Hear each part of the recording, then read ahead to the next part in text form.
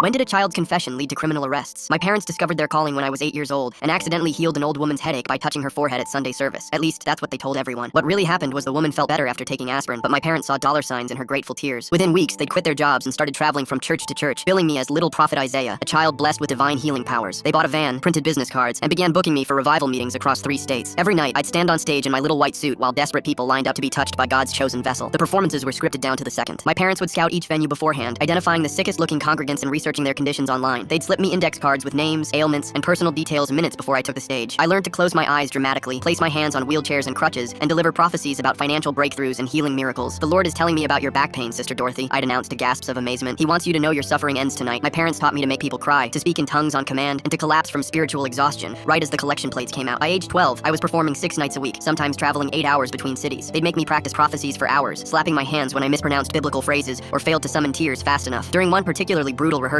my mother grabbed my face and squeezed until I sobbed. That's what the Holy Spirit feels like, she hissed. They kept me isolated from other children, homeschooled me with religious curriculum, and told me constantly that I was special, chosen, different from normal kids who would never understand my burden. Everything changed during a revival meeting in Alabama when I collapsed on stage and couldn't get back up. I'd been running a fever for 3 days, but my parents insisted the show must go on. Halfway through healing a woman's arthritis, my vision went black and I hit the floor convulsing. Instead of calling an ambulance, my parents told the congregation I was slain in the spirit and passed collection buckets while I lay unconscious. When I woke up in the hospital, delirious and dehydrated, I refused to perform anymore. I'm not doing this, I whispered to my mother. I want to go home. Her face twisted with rage. You don't get to choose, she snarled. You belong to God, and God needs his money. My refusal triggered a war. My parents locked me in our hotel room for 3 days, withholding food and water until I agreed to perform. When I still refused, my father dragged me to the bathroom and held my head under ice-cold water until I gasped for air. You're going to heal people tonight, or I'll give you something that actually needs healing, he threatened. They forced me onto the stage, barely able to stand, where I stumbled through a pathetic performance that fooled no one. The congregation could see something was wrong, but my parents spun it as spiritual warfare, asking for extra donations to protect God's messenger. That night, I had to do something major if I wanted my freedom. My parents had been bragging for weeks about our upcoming appearance at a megachurch revival. Thousands of people would be there, including potential investors who wanted to fund our ministry expansion. My parents saw dollar signs, but I saw my one chance to end this nightmare. They'd spent days coaching me on the prophecies I'd deliver, the healing miracles I'd perform, and the dramatic collapse I'd fake at the end. But I had my own plan for how the night would go. I walked to the dying man's wheelchair and placed my hands on his head as my parents watched greedily from the wings. But instead of delivering my usual performance, I looked directly at the congregation and said, I can't heal this man. I can't heal anyone. I'm just a kid whose parents taught me to lie. The sanctuary erupted in chaos as I continued. My parents told me exactly what to say about your back pain, your marriage problems, your money troubles. They research you online before every service. There is no God speaking through me. Just Google. My parents rushed onto the stage, my father grabbing my arm and hissing, "What are you doing?" But it was too late. I looked at the dying man and said, I'm sorry they used your suffering to make money. The congregation watched in horror as my parents frantically tried to drag me away, their desperation and anger exposing them more than any evidence ever could. The aftermath was swift and merciless. Criminal charges were filed within hours. My parents were arrested for fraud and child abuse, and I was placed in protective custody. My parents lost everything, their ministry, their freedom, and their golden goose. They blamed me for destroying their calling, but I finally understood that my real calling was to tell the truth.